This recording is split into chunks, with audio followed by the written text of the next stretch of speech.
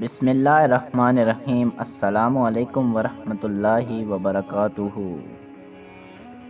حضرت سیدنا عبداللہ بن عمر رضی اللہ عنہ سے مروی ہے کہ ایک مرتبہ میں سفر پر روانہ ہوا تو میرا گزر زمانہ جاہلیت کے قبرستان سے ہوا۔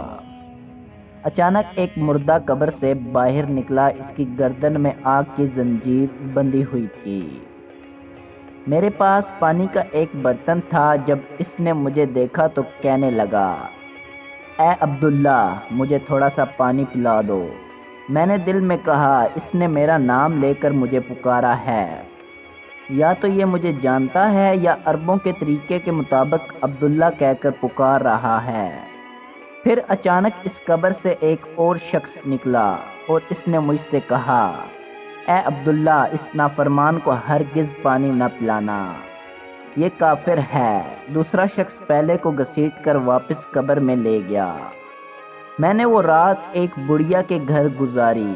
اس کے گھر کے قریب ایک قبر تھی۔ میں نے قبر سے یہ آواز سنی، پیشاب پیشاب کیا ہے، مشکیزہ مشکیزہ کیا ہے۔ جب اس آواز کے متعلق بڑھیا سے پوچھا تو اس نے کہا، یہ میرے شوہر کی قبر ہے، اسے 2 خطاؤں کی سزا مل رہی ہے۔ ایک یہ کہ پیشاب کرتے وقت یہ پیشاب کے چھینٹوں سے نہیں بچتا تھا۔ میں اس سے کہتی تھی کہ تجھ پر افسوس، جب اونٹ پیشاب کرتا ہے تو وہ بھی اپنے پاؤں کشادہ کر کے پیشاب کے چھینٹوں سے بچتا ہے، لیکن تو اس معاملے میں بالکل بھی احتیاط نہیں کرتا۔ میرا شوہر میری ان باتوں پر کوئی توجہ نہ دیتا۔ پھر یہ مر گیا تو مرنے کے بعد سے آج تک اس کی قبر سے روزانہ اس طرح کی آوازیں آتی ہیں۔ میں نے پوچھا، مشکیزہ کیا ہے؟ بڑھیا نے کہا، ایک مرتبہ اس کے پاس ایک پیاسا شخص آیا۔ اس نے پانی مانگا تو کہا، جاؤ اس مشکیزے سے پانی پی لو۔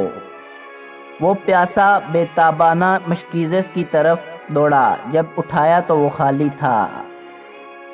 پیاس کی شدت سے وہ بے ہوش ہو کر گر گیا اور اس کی موت واقع ہو گئی۔ پھر میرا شوہر بھی مر گیا۔ اس کی وفات سے آج تک روزانہ اس کی قبر سے آواز آتی ہے، مشکیزہ مشکیزہ کیا ہے۔ حضرت سیدنا عبداللہ بن عمر رضی اللہ عنہ فرماتے ہیں، میں نے حضور صلی اللہ علیہ وآلہ وسلم کی بارگاہ بے کس پناہ میں حاضر ہو کر سارا واقعہ عرض کیا تو سرکار عالی وقار مدینہ کے تاجدار صلی اللہ علیہ وآلہ وسلم نے تنہا سفر کرنے سے منع فرما دیا۔ دوستو، ہمارا بھی یہی حال ہے۔ جب ہم پیشاب کرتے ہیں تو اس کو صحیح طرح ہم پونجھ نہیں پاتے۔ ہمیں ٹیشو کا یا مٹی کا استعمال کرنا چاہیے تاکہ پانی اس میں سے نالی سے صحیح خشک ہو جائے۔